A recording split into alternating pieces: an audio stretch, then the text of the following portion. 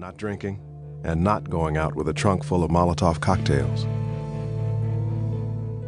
When I finally roused myself, the street down below was full of black people, some venturing out of their homes for the first time since the first night of rioting. Most of them looked stunned. I went to my office door and out into the hall. There was the smell of smoke in the building too, but not much. Steinman's shoe repair was the only store that had been torched. That was on the first night, when the fire trucks still braved the hails of sniper bullets. The flames were put out before they could spread. I went to the far stairwell from my office and down the 3 flights to Steinman's side entrance. There was a burnt timber blocking the way. I would have turned around if it weren't for the voices. "What the hell you mean you don't have my shoes, white man?" "Everything is burned up," a frail voice replied in a mild German accent. "That's not my fault, man," the angry voice said. "I give you my shoes. I expect to get them back." "They are all burned." "And do you think if this was my store that I could tell you I didn't have nothing for you?" the customer said. "Do you think a black man could just say his store done burned down so he don't have to make good on his responsibilities?" "I don't have your shoes." I shoved the timber out of the way, smudging the palms of my hands with sooty charcoal. When I came into the burned-out room, both occupants turned to look at me. Theodore was a short, powerfully built white man with little hair and big hands. The irate customer was much larger, with a wide chest and a big face that would have been beautiful on a woman.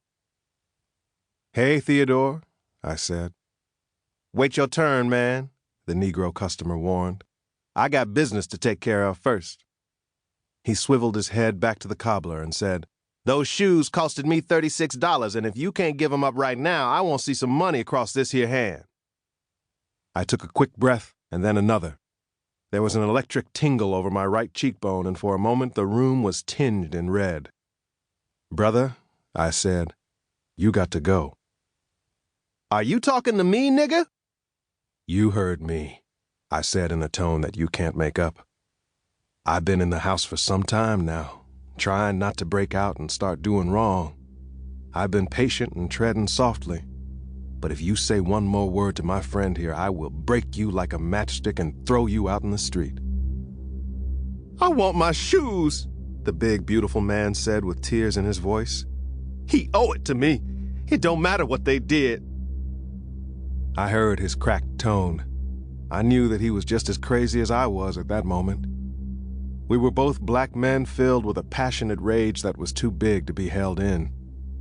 I didn't want to fight, but I knew that once I started, the only thing that would stop me would be his lifeless throat crushed by my hand. "Here you are, sir," Theodore said. He was handing over a $10 bill. "Your shoes were old, you know," the shoemaker said. "And they both needed soles. It was a good make, and I would have bought them for $7. So here's 10. The burly man stared at the note for a moment, then he looked up at me. "Forget it," he said.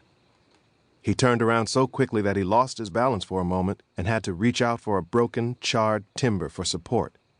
"Ow!" he shouted, probably because of a splinter, but I can't say for sure because he blundered out, tearing the front door off of its last hinge as he went. There was a sleek antique riding saddle on the floor under a shattered wooden chair. I moved away the kindling and picked up the saddle. Theodore had received it from his uncle, who was a riding master in Munich before World War I. I'd always admired the leatherwork. Setting the riding gear on a fairly stable part of his ruined work table, I said, "You didn't have to pay him, Mr. Steinman." "He was hurting," the small man replied. "He wanted justice." "That's not your job." "It is all of our job," he said, staring at me with blue eyes. "You cannot forget that." "Ezekiel Rawlins?" It was a question asked in a voice filled with authority. It was a white man's voice. Putting those bits of information together, I knew that I was being addressed by the police. Chapter 2. He wore a rumpled green suit and a white shirt that had yellowed from too many launderings. He didn't wear a hat, but it was all